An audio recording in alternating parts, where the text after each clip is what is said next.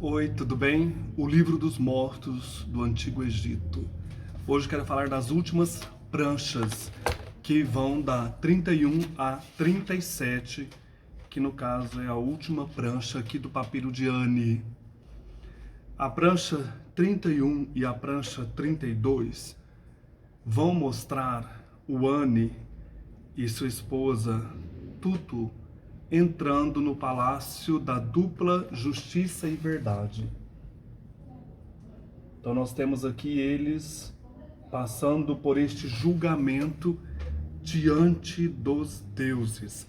São 42 deuses. E o Ani deve se apresentar sozinho. Eu disse que ele estava com a esposa, em alguns momentos ele está sozinho. Me parece que ela já havia morrido.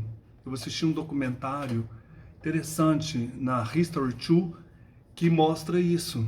A Tutu morreu primeiro, então ela já fez essa passagem e ficou esperando o Ani lá no campo dos juncos. E aqui ele vai passar sozinho, embora os dois estejam representados juntos em alguns papiros. Nesse momento aqui, diante de cada deus, ele deve fazer uma oração.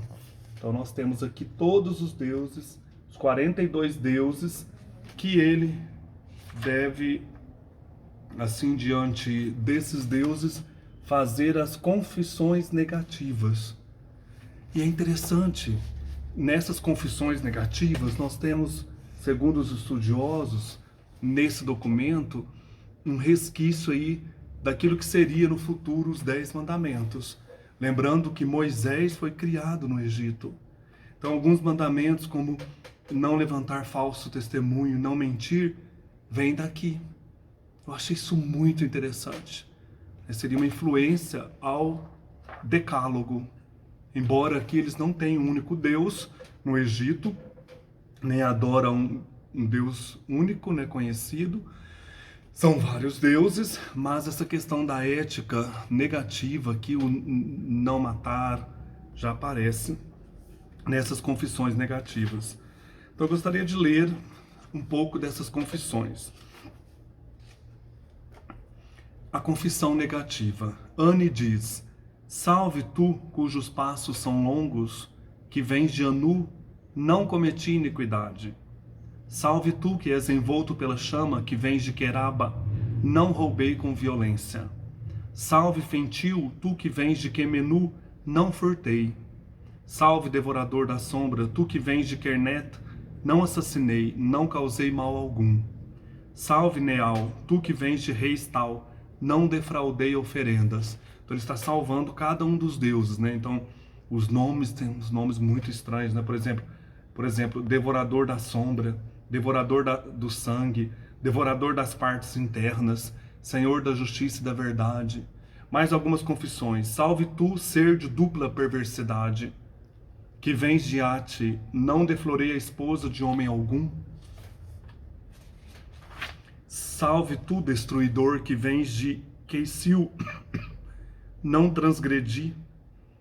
Salve Sequeril, que vens de Utem, não bisbilhotei. Salve tu, que fazes a humanidade prosperar, que vens de Sais, nunca maldisse Deus. Salve tu, cujos dentes são brancos, que vens de Taxê, não sacrifiquei com má intenção o gado do Deus. Então são várias confissões, eu li apenas algumas. São as pranchas 31 e 32. Aqui está a prancha 32. Eu comprei um livro hoje na Amazon, um livro americano importado, que tem todo o papiro de Ani bem assim visível, né? Aqui nesse livro a gente percebe, claro, o papiro, mas eu queria uma coisa mais nítida para estudar o papiro de Ani, porque esse documentário foi muito interessante para mim. Terminei de assistir hoje. Só colocar no YouTube o Livro dos Mortos. É um documentário da History. Muito legal. Eu fui atrás dos livros. Nesse documentário eles vão falar de todo o trabalho do Ulis Buddy tentando levar para o Egito o Livro dos Mortos. E a briga dele com o diretor do museu no Egito, que era um francês, que no fundo é uma briga entre franceses e ingleses, né, rapinar os tesouros egípcios. Então o Bud é chamado muitas vezes de ladrão, de pseudo-arqueólogo. Então, assim, ele comprava mesmo, ou até roubava, tesouros egípcios. E a saga do Livro dos Mortos, que é essa viagem para Luxor, a antiga Tebas, foi uma loucura. Entre ele e esse pesquisador do museu, diretor do Museu do Egito, que era francês. Então, o suborno de guardas, toda a tramóia, prisão, tudo aquilo que envolveu o resgate desse livro, sabe? Coisas assim que são uma verdadeira peripécias, como lá no livro de Gilgamesh, né? O arqueólogo lutando para reconquistar o livro. Aqui também, esse livro dos mortos, aqui do papiro de Ani, é o mais bem preservado. Ele tem mais de 20 metros. Ele era enrolado, um papiro, né? Ele era na íntegra, 23 metros. Quando o Bud chega em Londres, lá no Museu Nacional de Londres, ele corta para estudar as pranchas, então ele divide essas pranchas. Isso aqui, como técnica para estudo, diz que foi interessante, que ele colou em madeira, mas o papiro perde toda a originalidade, né? Esse papiro que estava há séculos enrolado na íntegra, cortando, ele perde a originalidade. O papiro, gente, aí tem no documentário a reconstituição da história do Ani com a sua esposa Tutu, em 1250, na antiga Tebas, que é Luxor. Toda essa angústia do Ani diante da morte, essa busca de eternidade, como continuar eterno. Depois também todas as ilustrações do documentário mostrando que esses desenhos, né, eles ganham vida no além.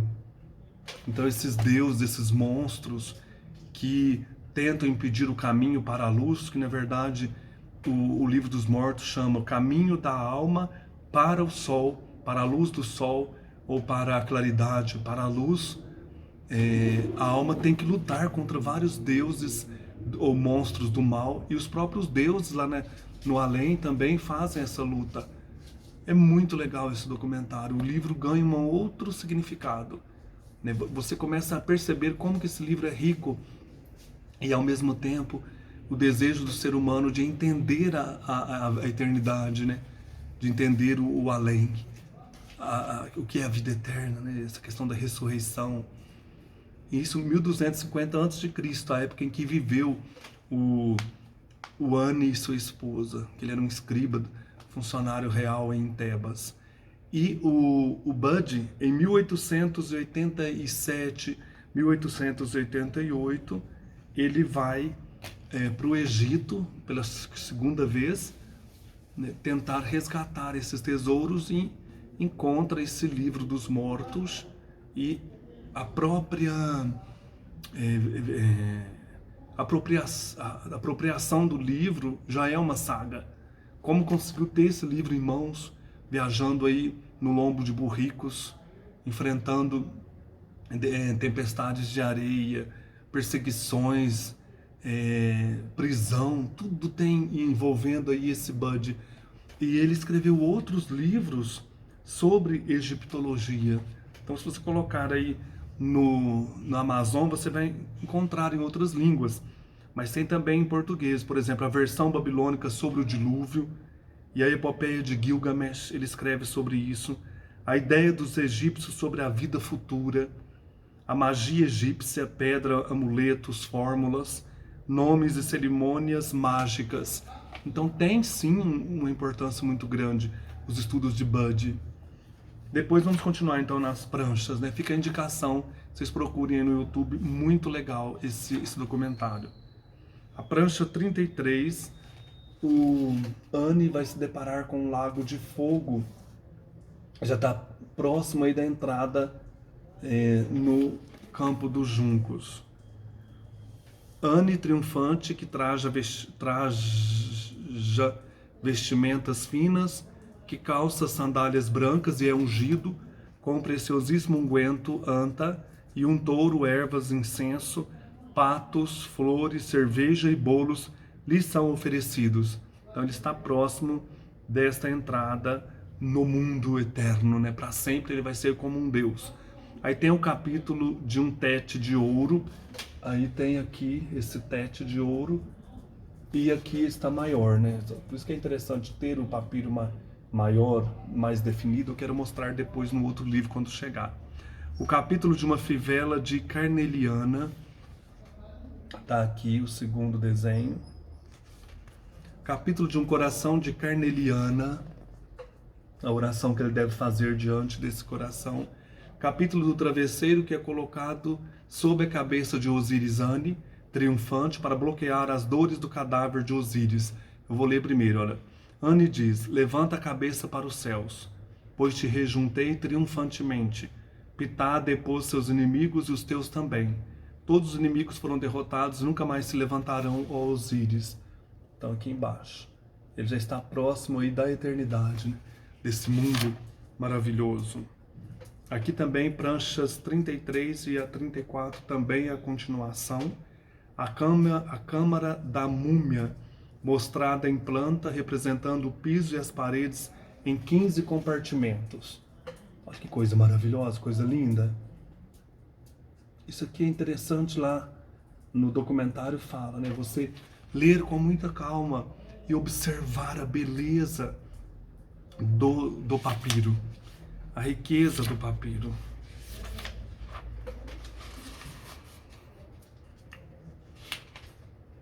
Aqui nós temos um diálogo entre ele e o Anubis. Veja o Anubis aqui, a múmia, e ao lado se encontra o deus Anubis com as mãos estendidas sobre o corpo. Aqui já está ressuscitando o Ani para a vida. Aos pés da liteira está ajoelhada a deusa Ísis e atrás da cabeça a deusa Néfitis. Aqui a Ísis ajoelhada e a Néfitis perto da cabeça do morto. Depois nós temos então uma longa oração, um diálogo entre o Ani e o Anubis, a Ísis, a Néfitis. Muito bonito isso. E mais adiante, os capítulos do Sheket Hetepu e os capítulos da ressurreição e da entrada e saída do submundo e da chegada a Seket Anru e do sentimento de paz na grande cidade onde há brisas refrescantes. Então ele está próximo aí dessa eternidade. Olha que bonito. Que lá eu tenha poder, que lá eu me torne forte para arar a terra, que possa colher, que possa comer, que possa beber, que possa cortejar e que possa fazer todas essas coisas lá, como são feitas na terra. E aí nós temos, na prancha 35, o Seket Hetepet, ele entrando nesse mundo onde ele terá tudo isso que ele fez na terra, né? Ou campos de paz, cercados e intercortados por riachos. Então aqui ele vai poder realizar, ele vai poder colher trigo, arar. Tudo aquilo que ele fazia na terra, ele vai poder fazer na eternidade. O papiro explica tudo isso. Essa entrada aí no mundo refrescante de paz. E agora ele vai poder viver bem como ele vivia na terra. Tem toda a explicação disso. Pranchas 35 e 36. Também o Ani diante de mesas de oferendas, com água para libação e flores de lótus. Coisa linda, né? Então ele ara, ele vive esse mundo paradisíaco, está entrando no mundo da paz eterna. Ele será como Deus. Muito bonito aqui, olha. Palavras de Ani aos timoneiros. Salve tu, belo poder, tu, belo timoneiro do norte do céu. Salve tu que percorres o céu, piloto do mundo, belo timoneiro do oeste do céu. Salve tu, iluminado, que vives no templo onde se encontram os deuses, em formas visíveis, belo timoneiro do leste do céu.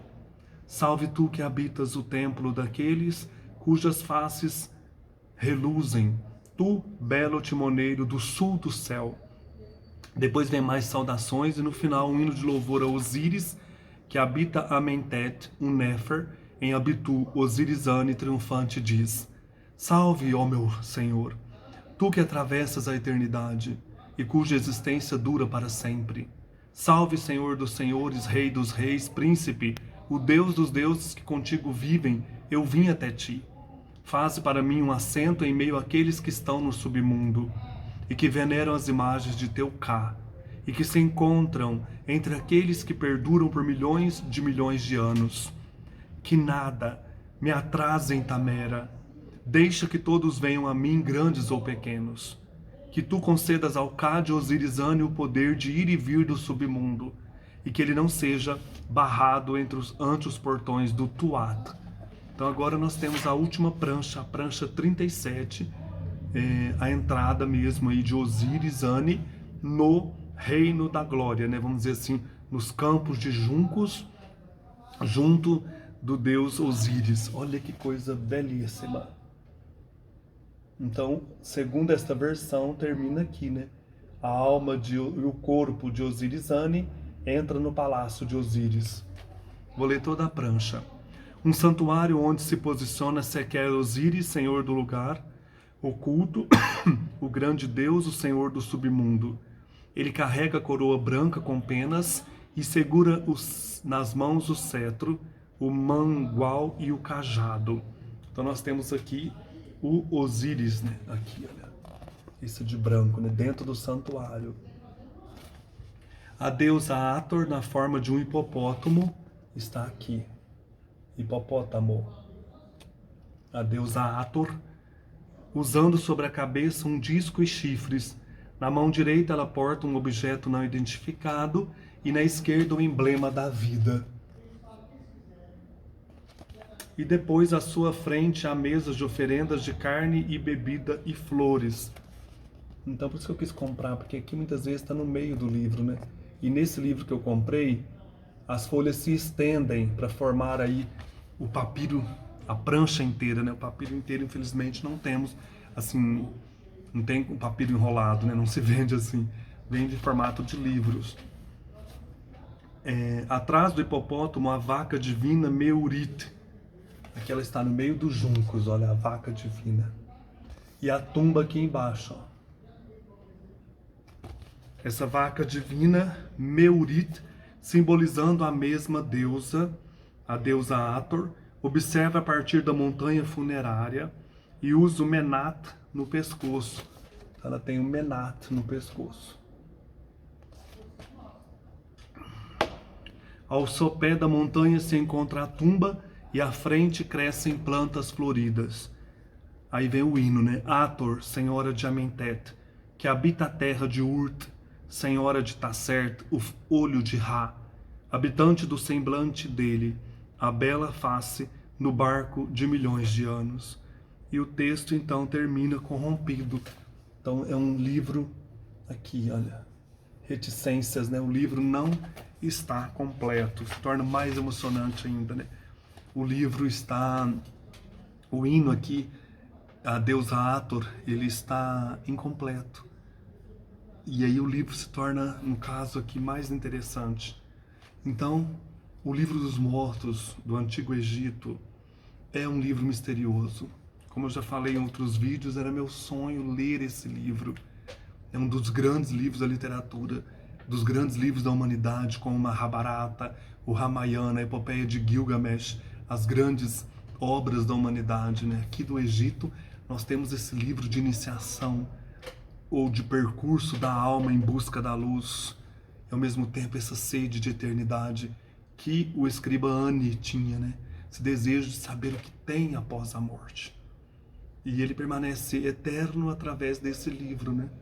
Que é ao mesmo tempo a busca do ser humano para compreender o além. É um dos primeiros livros da humanidade em que aparecem nessa angústia do homem diante da morte, né? E ao mesmo tempo diante da vida, né? O que é isso aqui, né? Para onde nós estamos indo? para onde estamos caminhando nesta vida, para o reino da morte, né? O que que tem lá no além? É uma tentativa de compreender a morte. Livro maravilhoso, uma das melhores leituras que eu fiz agora este ano. E na vida também, né, era meu desejo ler esse livro, eu quero voltar nesse livro sempre. E ao mesmo tempo estudar mais a cultura egípcia. Eu comprei uma coleção, também não chegou, de contos e livros de culturas, e uma da cultura egípcia com muita ilustração, sabe, com a questão dos deuses. Então eu gosto muito disso, porque assim, a gente fala muito da Grécia, né, dos deuses gregos, deuses romanos, mas e o Egito, né, o mundo nórdico? Então estamos assim no meu canal aqui percorrendo nas literaturas, aquele livro História da Literatura de John Macy. Então eu dei uma parada para falar sobre mitologia, depois eu volto para a questão dos gregos, da lírica grega, dos trágicos. Então vamos com calma, saboreando cada livro, né? À medida que for aparecendo aqui, que eu for lendo também, eu vou trazendo. E essa leitura dos livros dos mortos foi uma das leituras mais prazerosas que eu já fiz, né? Assim, de encontro com cultura, com essa busca do homem de compreensão da vida, da morte, de si mesmo. O Livro dos Mortos do Antigo Egito. Um abraço, até mais.